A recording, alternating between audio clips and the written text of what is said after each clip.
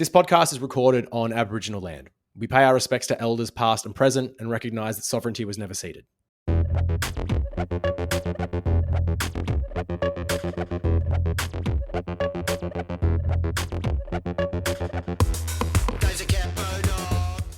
Welcome to the Radical Online Leftist Pipeline podcast.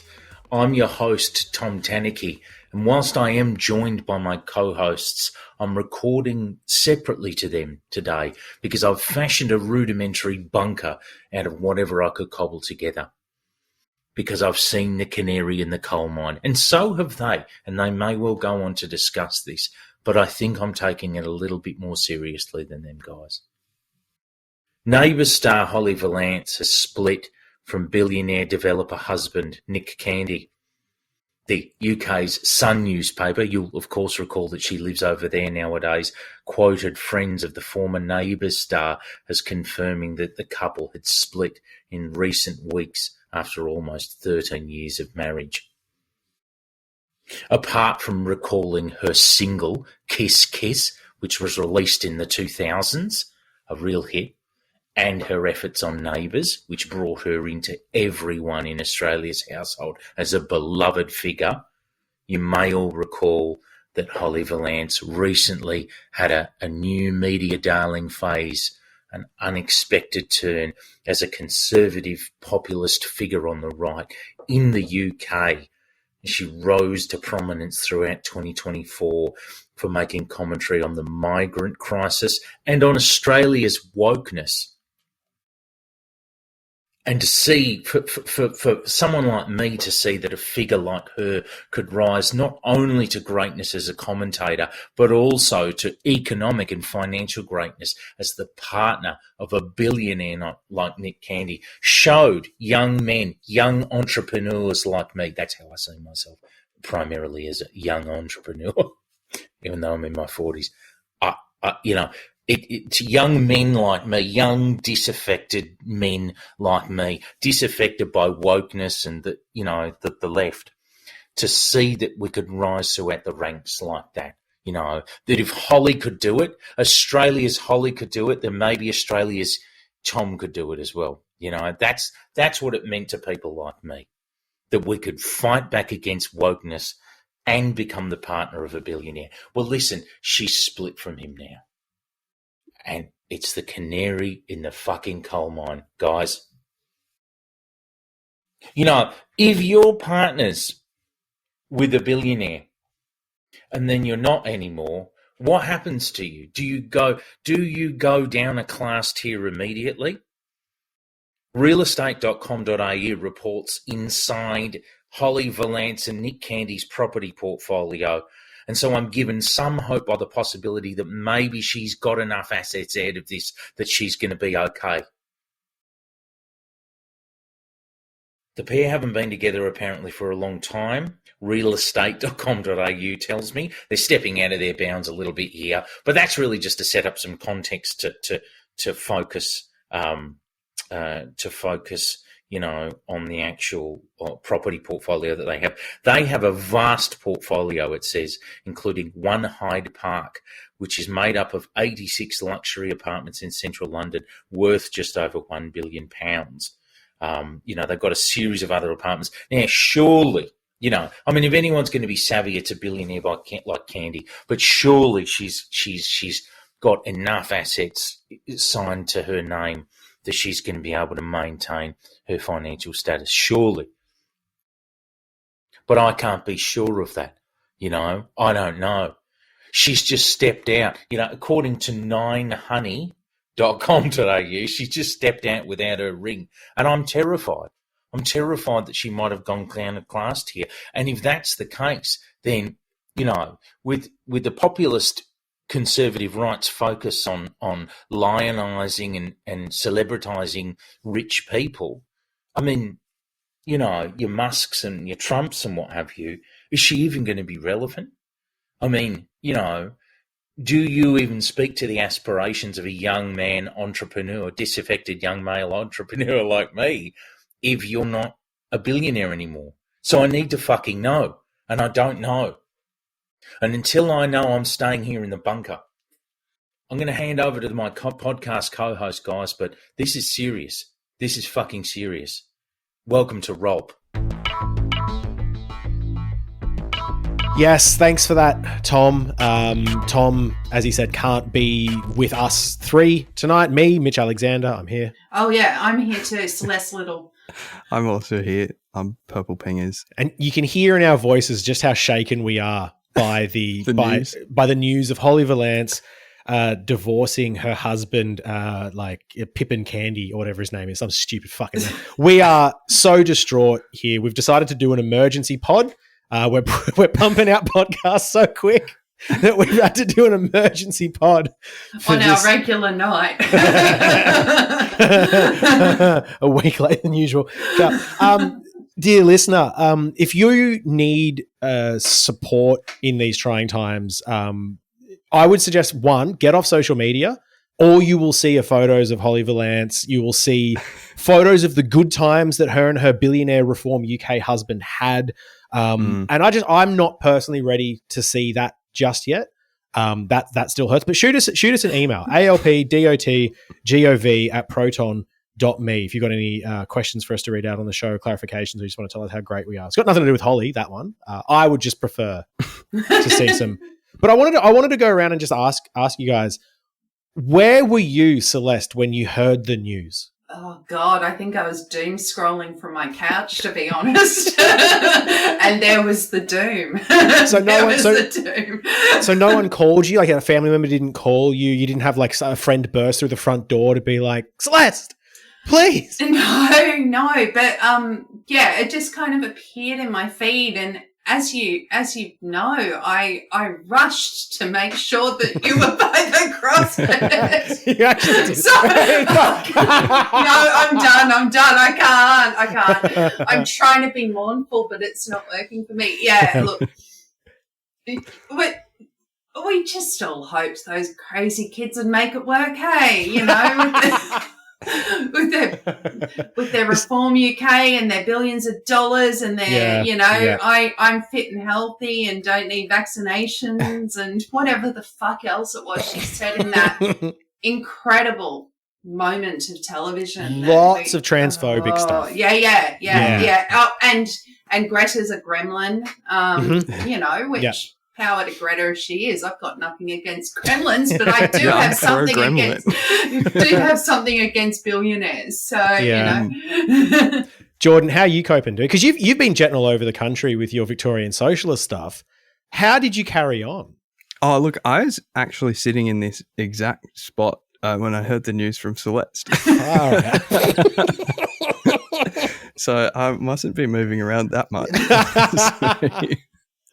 That sucks that like your place of sanctuary has just been ruined. I know. Now, whenever you sit down, you will think wistfully of that Neighbours star and her billionaire husband from the racist Reform UK party with the man who is the personification of morning breath, Nigel Farage, leading that party. And just like you said, Celeste, like, they couldn't make it work. And that for me, like Tom mentioned that, you know, it's the canary in the coal mine. That, like, what hope do we have maintaining our class if even Holly Valance might lose her class status? But for me, it's like, what does it say about, you know, modern day relationships if two utterly cooked loose units with enough money to melt their cerebral cortexes can't make it work? Then what hope do normal people who are just in love with each other have? You know? Yeah. I don't have billions of dollars cementing any relationships that I've got. I'm fucked. I'm dying alone.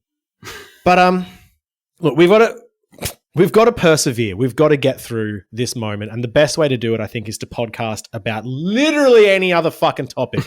I hope both of those cunts die miserable. Speaking of miserable cunts, Jordan, you had some fun moments delving back into, ironically for you, student politics, considering I think more than any of us on the show, you do tend to bring up the spectacle of Stu Poll and how it is sort of, again, melted brains like those of billionaires. But what was your recent run-in with Stu Poll? Yeah. So I've been we've started our little national tour for the socialists. Going the federal socialists? The federal socialists. Doing the national tour? The Socialist Party, TM. And yeah, so like that's been sick. But then like one of the trips I went to Canberra for a National Union of Students conference. So they like send all the delegates there and whatever. And it's the first time I've met Stu Polars in real life, student politics havers. And yeah, it was fucked. They're insane. They're not normal people. Before you get into like your experience with them, like what happened, what are they? What typifies them as abnormal? What's their affect, their tone, their qualities? It's hard to put into words. It's a vibe. Mm-hmm. It's like, do you remember high school? And no, it was too long ago. Yeah. Just imagine the worst people you know from high school. All of those people who didn't become real estate agents became student politics people. That's what it is. Like not top of the class, but like not the bullies either, but those like annoying rat fink little bastards. Yeah, like the annoying kids that like they would interrupt the class, but it wouldn't be funny. No! Yeah. Oh, I'm cringing thinking about it. All I was doing was thinking about those halcyon days where I would run home from high school and chuck on Neighbours and watch Holly Valance on the escapades at Ramsay Street. But no, you've taken me back to that. Yeah, the kids that would interrupt and it would drop like a lead balloon. Yeah. Oh, I'm cringing all over again. Right. So you had a conference full of those pricks. Yes. Cool. Yeah. So, and it was in Canberra, and I used to live in Canberra, so I rate Canberra. This isn't, nothing against Canberra. I would move back to Canberra. But everyone there was talking about how much they hate Canberra, which I feel like is also fair to do. I think that's legal. We can sanction that. But it was like, yeah. So it's like, how do I explain this? So I was invited by the education officer, which was it's an elected position. Mm-hmm. This person is a member of Socialist Alternative. And yeah, he was like, come on down. And then he gave me a little brief on what would be happening. Mm-hmm. So it's like, all right, this is a delegates, like these are all delegated kind of spots. And because the only kind of two organised groups nationally in student politics are Labor and Socialist Alternative, the room, like the Liberals, this is a really good example. The Liberals aren't kind of nationally organised. They don't have like a national presence in every single university. Yeah. But they do have some. But their delegate didn't go and gave proxied his vote to Labor Right, which I feel like tells you a lot about Labor Right. Labor Right is the biggest, so like 50% of the room, Labor Right members, about 25% of the room, Labor Left, 25% Socialist. But the like Labor Left also includes like, a couple independent kind of Greens types there. But it's like, it's a big room of Labor students, and then Socialists as a minority, except it's a bit like, you think about Socialists and Labor arguing, and you'd think like, Labor argues something progressive and then Socialists be like, no, that's not enough. We want revolution, blah, blah, blah, blah, blah. That's the preconception that I had in my mind. Yeah. What actually happened was like, the Socialists arguing like, maybe, homeless people shouldn't die. Maybe we shouldn't have an NDIS that just sucks and everything like that. And then Labor students arguing the most right-wing position that I've ever heard. Like, no, actually more homeless people should die. Actually, we need more markets in the NDIS, like that kind of shit. And it's like, how are we the normal ones in this conversation? We're never the normal ones. This isn't even like a left opposition. This is like, actually, we think you're all just completely fucked, and maybe you could just be a little bit less fucked, please. Yeah.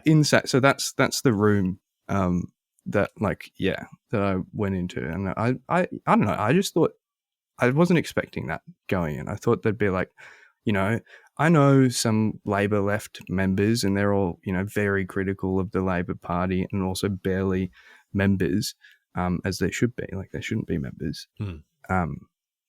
But like these people were something else. These are like, this is the future of the party. So I was invited to go give a talk about the housing crisis. So I went in to talk about the housing crisis that's going on in this country, and talked about homelessness, how homeless people are dying, how privatization is not the answer. I mentioned stuff like there's a bunch of data that shows that the biggest increase in house prices have occurred when there's been a surplus in housing, which is kind of combats the supply is the issue narrative. Talked about how there's been more, like over the last 4 years, there's been far more homes completed, like dwellings, like households completed, than we've had households formed. So like, this supply shit is not the issue, it's a distribution issue. All at the same time, fucking heaps and heaps and heaps of empty houses, public housing waiting lists grow longer and longer, more and more people on the street, sleeping rough. Like the answer is public housing. And then I also chucked in a few like little snarky comments, of course, about the Labor Party and like how, the Liberal Party has built more public housing in this country. And like, things just to like they're just facts, but they are snarky. And then, the response from the room when we were discussing was like, they literally, when we're like, maybe we shouldn't demolish public housing, because there's a discussion period after the presentation. And it was like, maybe we shouldn't demolish public housing.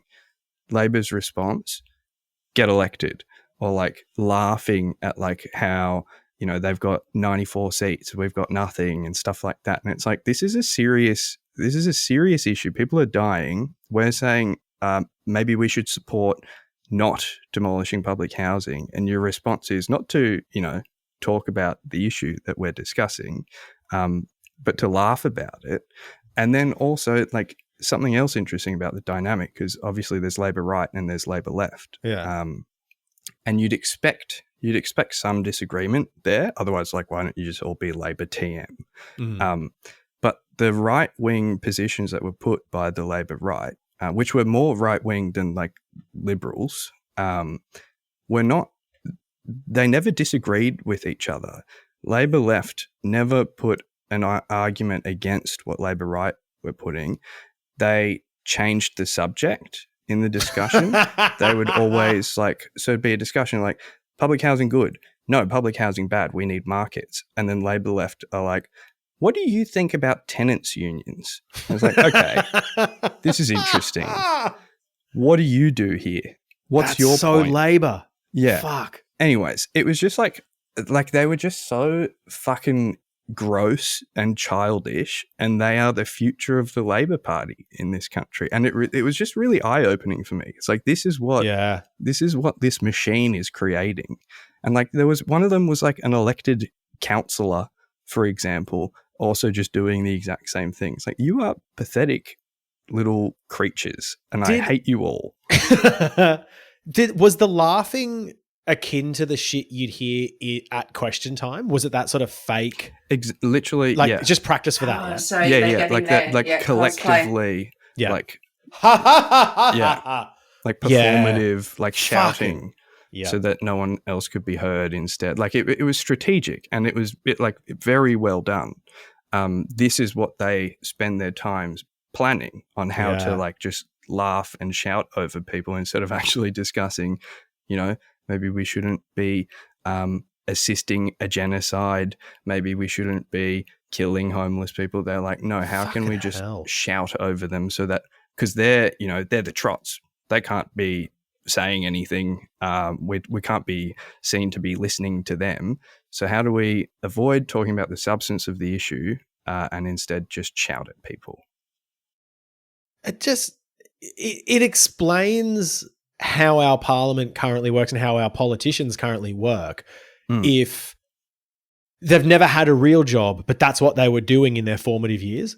Like if they're just practicing how to do that instead of practicing how to at least like think about legislation and think about what good you could do in the world. I've said this before. We need a politics factory, and you go to politicians to ask them for advice and for coaching on how to be political, like in your own workplace or whatever, if you're angling for promotion or you've got issues, whatever. But then the actual politicking can take place in this like sequestered and siloed politics factory. So the CEO is elected by the members of this factory. It's this whole but they just don't get to pass actual legislation that impacts healthcare and education and shit, because that's all they love doing is the politicking. They love backstabbing. They love running the numbers. They love closed door meetings and lying to each other. That gets them fucking excited. We just have this perverse structure at the moment where the people that like doing that are the ones that make decisions about our fucking lives. Yeah. There's just so many things popping to my mind, because I do know an awful lot of people in the Labor Party, and most of them are with the Socialist Left faction, and a good number of them over the years. I'm not saying names. I'm not mentioning who they are, because, they're awesome comrades on a daily basis to me. But I do know that within the confines of their own ALP national conferences that they have every so often, there's a lot of frustration. There's a lot of toing and froing that goes on. There's the left disagreeing with the right on all sorts of issues, whether it's been Palestine or housing or whatever else. But that's all stuff that happens for the Labor Party behind the closed doors. Yes. And they come out and present to the public, ends up being precisely what you're talking about, that performative, we're all one big unit, we're not going to disagree. Yeah. In front of you, we will take that to a back room and yell the shit out of each other and then come in and, once again, it's all solidarity. I would just find, personally, I would find that a soul-destroying dynamic to exist within. The other thing that did jump out and occur to me, when I was a political candidate and I was copying a lot of bullying from these exact Labor types that you're talking about, like it was that infantile, racist targeting that was going on. One of the big things that they tried to needle me with was constant little questions about what's the difference between public housing and social housing, Celeste, because I had made a distinction early in my candidacy. Yeah, nice. And they just kept on trying to make a mockery of that distinction I made. And I'm just sort of like, what planet are we on? It's pretty obvious, but those little points where they think that they can go in and attack, they actually do. So shout out to those who weather those mechanics, those party mechanics, because I sure as fuck couldn't. Fuck that. There's no way. There's no way. I couldn't live with the dissonance. Yeah. Of if I think if you're at the federal Labor level, you're a candidate. I'm thinking of like Jed Carney, for instance. Like, I don't give a fuck if she personally really wants the genocide in Palestine to end, because she's part of an apparatus that is ensuring it happens. Exactly. And builds power for that apparatus. It's not she's not just a mere member of that apparatus and then can quietly say like, oh, I'm actually against genocide. Like, you are raising money for campaigning for building objective power for a party that is doing that. Yeah. And laundering their image, allowing them to actually say, well, no, actually we are kind of against it. I don't give a fuck what she personally thinks and feels, because she is a politician and we judge politicians on what they do, how they vote, not what they say. But even then, I don't think you can get to that level and maintain that dissonance. I don't think you can, if you actually care about these issues, if you actually care about even just Palestine, climate change, Just those two things, right? And you go into the Labor caucus, the behind closed doors, the Labor meetings, and you try to build coalitions and it fails and you don't get your way and the right are ascendant and the Labor Party supports these horrible ideas. The fact that you as a Labor politician have to then go out there and in full solidarity support those issues should, if you're a decent person, cause you to have a mental breakdown. You should have to quit. If you had a heart or a soul, you would quit. Just one of the two. I just want one of the two. You'd fucking quit. And the fact that you don't means that those issues do not matter to you nearly as much as your own fucking career in politics. And that's worse. And I don't even give a fuck about that. That's between you and God, as far as I'm concerned. But it's still just insane to me. I'm with you, Celeste, in that I don't know how they do it. And the only thing I can think of that makes sense is the cynical take. They don't actually care or whatever else. It's just, And I mean, some people may be very idealistic and just be like, no, we're going to change it from the inside. We'll do it. We had Whitlam. We can do it again. It's like, I fucking don't think so, man. I don't reckon. When Australia's darling, Holly Valance, rose to prominence as a Conservative commentator in 2024, she spoke to Conservative outlet GB News. She talked about residing in the UK with her then partner, Nick Candy. She said, the plan would be to stay and live where we love, which is here. She said, I'm very patriotic to this place. My mother is from Southampton. My whole family is English. She said, I don't want to go anywhere. She said, and Nick, that's Nick Candy, billionaire husband, ex-husband now, doesn't want to go anywhere. She said, we prefer to be in our country. She said, I don't think sexuality and children should be in the same sentence. I don't think anyone's sexuality is anyone's business. You don't know about mine. I don't know about yours. Why would we? But, she was saying, Australian classrooms had gone woke and were full of childhood indoctrination about sex in the classroom. She said, Australia's gone really big on woke stuff. She said, Greta Thunberg has become a goddess in classrooms and the kids are all coming home with depression and anxiety. She also used this opportunity back in 2024 to make comment on the migrant crisis and to hope that, Reform Party person Nigel Farage would take leadership in the UK. And when I think about all that right now, two things come to my head. I think now that she's split from Nick Candy, in a way, isn't their relationship the latest victim of the immigration crisis, of the wokeness crisis, the woke mind virus? Did he leave her because she stuck up for the UK in the way she did, by putting her life on the line, putting her neck on the chopping block and standing up for patriotism? Did that have something to do with their split? I mean, 1 minute she's standing up for patriotism and next minute he's fucking leaving her in the lurch. Did it have something to do with it? After all, we do know that conservative entrepreneurs like myself sacrifice everything to stand up for our beliefs. And the other thing that this makes me think is, my God, is she going to have to come back here now? Now that she doesn't get to be with Nick Candy in the UK anymore? She's a UK patriot, this Australian-born Australian darling, so she says, but now she's not with him anymore. Is she going to have to come back here and slum it with us? My heart breaks for her. Perhaps she could come and reside in the bunker with me. If you're out there, Holly, I'm here. I ain't no billionaire, but I'm an aspiring young entrepreneur, only 42 years of age, and we could make it together, babe. Two aspiring young conservative darlings in Australia. It ain't no UK, but it's something we could be proud of together. Hit me up.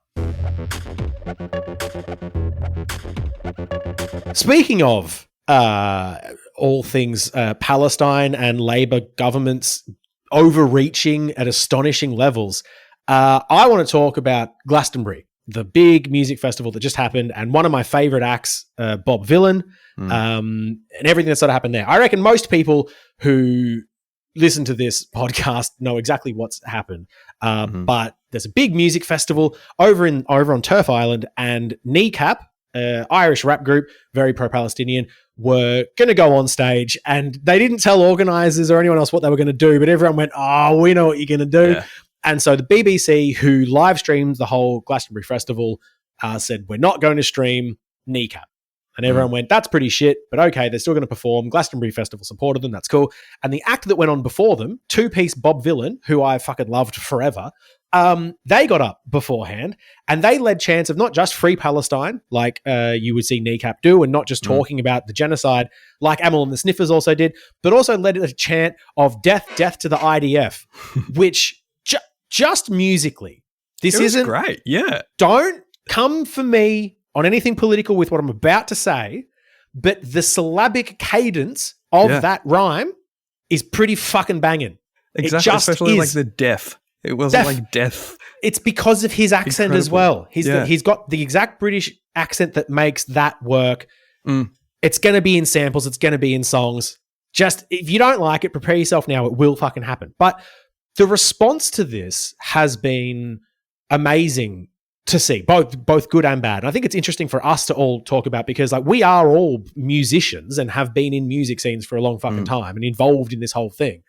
And so seeing that artists can be investigated for fucking terrorism, charged with terrorist offenses for saying anything on a stage is fucking insane to start with. The fact that it's then talking about an very like stringently anti-military take. The other part of it that I really like, and this is the first time I've seen this properly, and it ties back into the whole way I found Bob Vylan and why I loved him in the first place. But since this happened, a whole bunch of artists have come out in public support of them, which I haven't even seen so much in terms of what happened with Kneecap. I feel like this was a different type of moment where a band had said something that is basically unassailable in a huge forum. And so artists have really started to fucking to back them now, especially because like Bob Vylan have just like their last album blew up. They're going really well. They're touring the world. They had their visas to America canceled. They're not an established big band, but they are a big band that could have everything taken away from them. So there are big stakes to this. But the one thing that I found really interesting was that I found Bob Vylan in November of 2023, when this clip of them went viral, where they were calling out bands. He was on stage, and I remember they had like, less than 45,000 monthly listeners on Spotify. They had the one hit that had come and gone. They weren't big.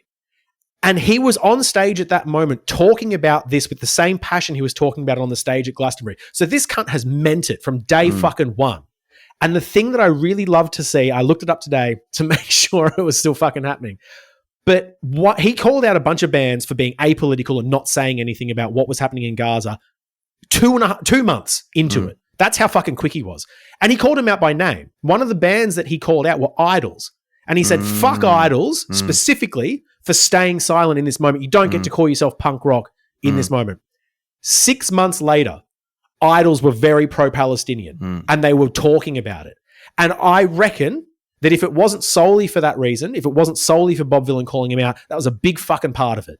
And I'm seeing it again now with Bob Vylan standing on stage and using that platform to say free Palestine, that from the river to the sea, Palestine will be free, death to the IDF.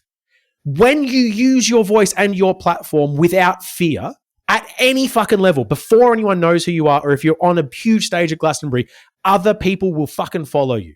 And that's what's been so inspiring about this, is that when this government overreach has come down and they've been investigated for terrorism, a whole bunch of artists have gone, nah, I have to defend this. But those artists weren't on that stage saying that exact same thing. So some people have to be lightning rods. Some people have to be the first ones to speak. And we've seen now that if you are that person, then you can be supported. All you have to be is the person that does the thing, and other people will fucking support it and back you up. It's been fucking inspiring, genuinely, to see the stance that they've taken, and at the same time, the resistance they've had to put up against government overreach into the fucking arts. I'm an artist. I understand this. I sing about these things in my fucking songs. I scream. Like, I have a vested interest in making sure that artists can continue to fucking say whatever it is that we feel is important. I mean, this ties into the whole thing as well about fucking whenever any of the Labor Party talk about how, I love Amel and the Sniffers, it's like, no, you fucking don't. Like, you like the aesthetic of it. Yeah. You don't agree with it because you don't understand what it is to care about something. Artists create because we fucking care. And the reason why Bob Dylan's music is good is the same reason why they were talking about it before anyone knew who they were, and they're still talking about it when they're one of the biggest bands happening at the moment, is because they fucking care. And I love that they care. I love it so fucking much. I just, I think my only addition to what you're saying. So I was watching not the live stream or anything, but just the social media feeds. And yes, Bob Dylan came through. I've got, oh God, is it CMAT? What I'm trying to get at here is the public broadcaster attempted to silence any sort of statement around Palestine and that. And so the fact that, numerous artists then took to that stage and made that statement, all the way around this block of censorship that had happened. I mean, I've got to cheer that on. I think, I did see something funny today. Liam Gallagher accusing the Glastonbury Festival of becoming too woke. That amused me. It's just kind of, okay, so I'm not even going to talk about how crap I found Oasis. As somebody who was actually of the age when they were huge and making it, oh my God. But those dudes literally traded off their working class image in a way to make music. So, any sort of talk about wokeism and political stuff coming from them, I just find astonishing in its hypocrisy. But the other one was that Bob Dylan has been dropped by his representation in the last few hours. And I just thought, as somebody who has had an agent, I find that actually rather amusing. He is going to be snapped up within seconds because other people are, will be watching what's going on around this and will want to represent somebody who shows that kind of fortitude in the public arena and will carry that. I think that they'd be stupid not to, but it is actually amazing to see the fallout of this, I gotta say. Yeah, there's also there's a cynical element behind it from my perspective, which is because so many people are doing this, and there isn't really that same risk that there was at the start, even when Macklemore I guess because he was, I don't know, independently. I don't know how the fuck his management system worked, but, there was no risk there for him, so that's fine. But then, these people can, because public opinion has shifted so dramatically, because the genocide is effectively complete, it's uncontroversial to say, free Palestine now. The backlash is just not as effective. So, someone like Bob Dylan getting dropped, there is, you can cynically see that as he's going to get a much better deal now from the next bunch of people that are going to approach him. But I don't think that's what was happening here. I think there were just so many people, even some of those bands that spoke out in support of, the Palestinian people. I know some of those managers are violently Zionist. Some of those labels, or managers, not labels. So props to them, and they can't really do anything now. Because these are quite big acts. You're going to lose money if you drop them. Well, I feel like something that happened though is that when Bob Dylan lost their visas to the US, I think that's why they lost their representation because they can't make money off them now. Yes, that's the thing. It's a business decision. yeah. It's I think you're right in that I don't even think. I mean, death to the IDF is an escalation. I was talking about this with my partner a while ago. Free Palestine is centered on the Palestinian people, and obviously solidarity with them. Full support to the cause. Of course, that should be centered. But saying something like death to the IDF is, I think it was cathartic for a lot of people to finally hear, because every single one of those videos is the fault of the IDF. They did that. It was actively done, and it was done by this one entity, the IDF. So finally, like, putting them in the spotlight and highlighting them as the perpetrators of this atrocity, as opposed to saying we support the people undergoing this atrocity. Yes. I think that was why it was seen as an escalation. I think that's why it's had the backlash it's had from Zionists and from the right wing apparatus there, because it's kicking it up a notch. Yeah. And I think you're right too, Jordan, that there is less cost now to just saying Free Palestine. So yet again, Bob Villan are the ones to fucking escalate. Exactly. And pay the price. It's like, yes, exactly. That, like, 100% completely. Like, it's not a passive support. Like, it's an active threat at the perpetrator. Yeah. But also on the IDF thing, specifically the IDF thing, I saw a lot of Zionists, like massive Zionist accounts on Twitter being like, these people, if they were at that Nova Music Festival when Hamas attacked, they'd be crying for the IDF as soon as they could, and that kind of stuff. And it's like, bro, we've all seen the reports about the Hannibal Directive and, the IDF's use of Hellfire missiles to kill thousands of festival goers. I don't think anyone at Glastonbury would be like, oh, please, can the IDF kill us now instead of someone else attacking? Like, no, that's just, like, you're wrong. It's not working anymore. So I think, just to be clear, if no one's actually heard of it, the Hannibal Directive is a standing sort of order, a basic understanding in the IDF that to stop Hamas or Hezbollah or groups like that getting hostages to use as leverage, they would rather kill Israeli civilians and civilians from other nations before they let that happen. Which is what they extreme.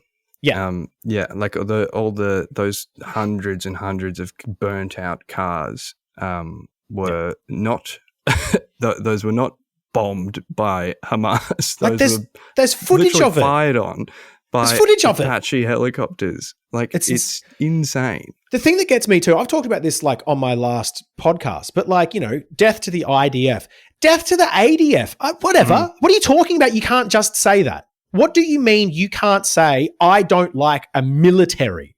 That's the most milquetoast leftist position, I feel.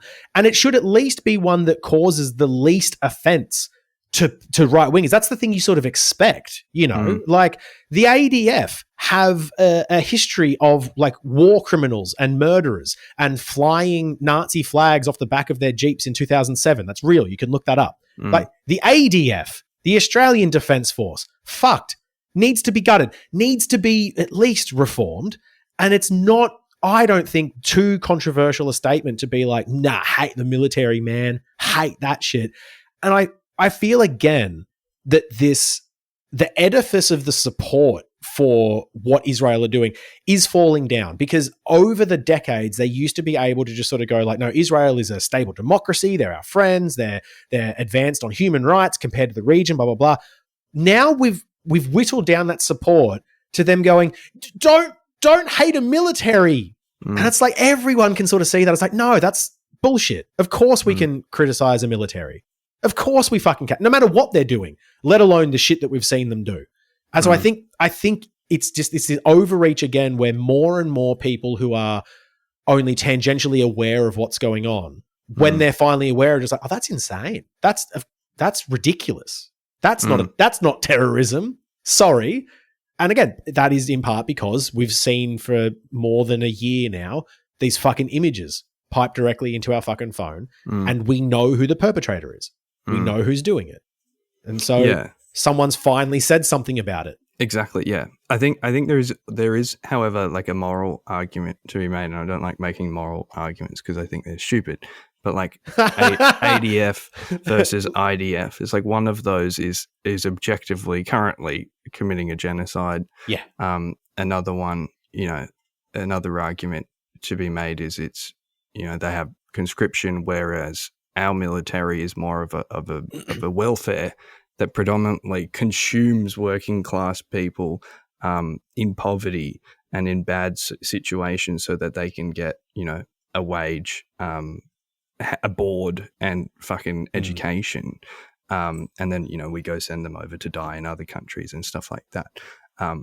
But it's like conscription, but only for poor people that we have. And they have conscription for everyone, and every one of those members is doing a genocide. So it's not exactly like, they're not morally equivalent things to say like death to the IDF and death to the ADF, even though we should abolish the standing army. Oh no, that's what I'm saying. Allow me to offer a riposte as a moral philosopher with a master's in it, Jordan. True. Yeah.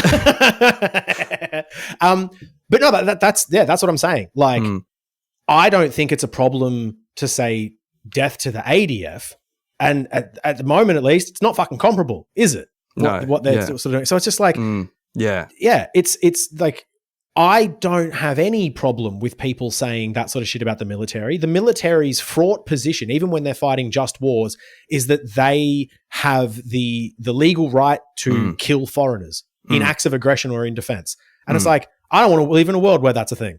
And that's utopian of me. But I don't fucking want that. Yes. And so, it's calling for any sort of demolition, death, destruction, reform, abolition of militaries. Okay. And again, that's what I sort of mean of like, it's been said since the fucking 60s. Like, shut up. It's not terrorism. Terrorism is when you fly a Hezbollah flag on stage with an Irish accent. Before we rounded it off for the night, I did just want to touch on quite a sad and serious, but I don't even know what other word I'm looking for when it comes to this. But I was watching last week, watching the news feeds as the verdict, or the sentencing rather, for the murderers of Cassius Turvey was handed down, and there's so many parts in this. I was watching the feed, like a lot of other Aboriginal people across the country who've seen several miscarriages of justice happen to our people. I was watching it really, really concerned, heart in throat sort of business, because I was just convinced after all that we've seen that we would see yet another miscarriage of justice. And it's an interesting position to be in, where you do believe, like, I do believe in decarceration. I believe in restorative justice approaches, and think that they need to be normalised as opposed to the prison industrial complex. However, the system that we're in right now, and I will say this an awful lot, people will note, the pragmatist in me goes, we live in this system right now. This is how it works, and therefore, to see some sentences that were actually just with regards to the killing of that beautiful, young man, see, as he was just trying to go about his business, go home, was actually something that I wasn't mentally prepared for.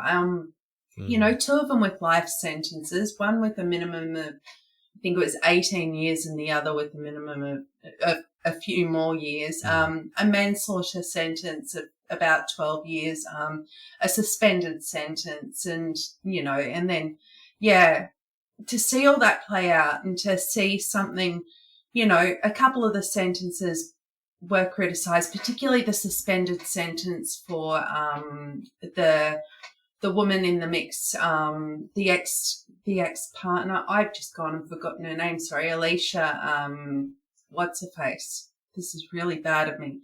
I've got it in front of me. It's kind of hard to look at, though. But to, there was some criticism around her sentence, but when it came to the sentences overall, to see that there was actually some sort of form of justice that was handed down for this horrendous, horrific crime was, it was wonderful. It was confronting. I wanted to make the point of just offering my utmost respect to his mother, Michelle Turvey. She has been out there for a couple of years, since this happened. Just her heart would have been absolutely smashed to pieces. She'd lost a partner and a son in a very short time. And yet she was still out there, still making sure that her son was humanized, was remembered, even as the media tried to go along with the narratives that these murderers, which they are officially now, was spinning about him holding a knife or whatever else it was that they made up in order to try and put the criminality back on that young man. She was out there. She was campaigning. She was lobbying. She was talking to people. The mental fortitude of that woman and the fact that at the end of the day she got to state that, and she made her voice plain as the sentence was handed down and the proceedings were rolled up with, you know, with her statement calling them monsters and asking Jack Brearley, you know, whether he'd gotten what he deserved at the end of the day. Like, just astonishing. But yeah, we're not really used to seeing an awful lot of justice. I'm starting to repeat myself. We're not used to seeing an awful lot of justice. We're not used to seeing that sort of balance of justice happen when it comes to Aboriginal kids being killed, being murdered. So I did want to mark this point. It was kind of oh God, like me and my dad have been talking about it a bit. He was the one actually who pointed out to me that Brody sorry, here we go again.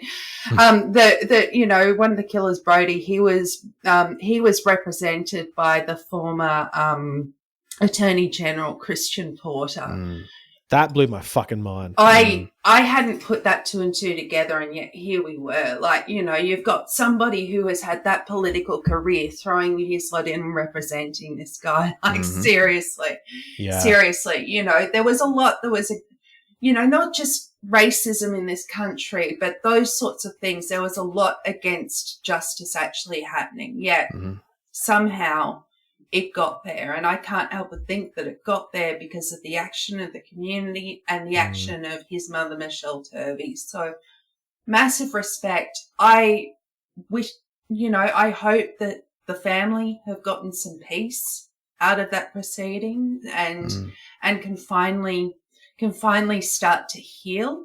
And I hope too that, you know, this means that Aboriginal kids will be a little bit safer just walking home, being able, you know, to move between places. There won't be this assumption that because we're in this, our kids are in some area, that somehow we deserve what comes on to us from these types of mongrels. Yeah. Yeah, I feel like what you said in terms of, you know, like you're an abolitionist and you believe in restorative justice and all that sort of stuff. And like, yes, same. And also we currently live in this society that has these types of like punishments for these crimes. And I think it's important to always sort of remember too, like what you just said then, Celeste, that they can start to heal now. Maybe it's fucking horrific. Maybe not. I wouldn't judge them if they couldn't, but they have it. It's symbolic as well as carceral. It's not just that they've been put away. It's that the state has said that everyone has to recognize that this is what happened and they deserve the punishment for what they did to a young Aboriginal boy. That matters. Yeah. That is important. And it also for me puts in stark relief how often this doesn't fucking happen, especially when it comes to the state in being involved in, especially with the cops and the deaths in custody. And I think like in this instance, it's beautiful that this has finally been allowed to be officially recognized by the courts. But every other death in custody, you cannot now tell me that you couldn't have found one person at fault, one murder. Well, even passing over deaths in custody, you know, going back to WA, Elijah Doty, you know, just trying to ride a bloody dirt bike home, and he gets killed by thug of a man, and the sentence was like less than 2 years Yeah. but he ended up with dangerous driving. Like, come on. You know, we've got so many examples of this where Aboriginal kids just trying to live their lives did not matter enough to the systems that exist. So to actually see the system work as it is apparently supposed to, for once, was something.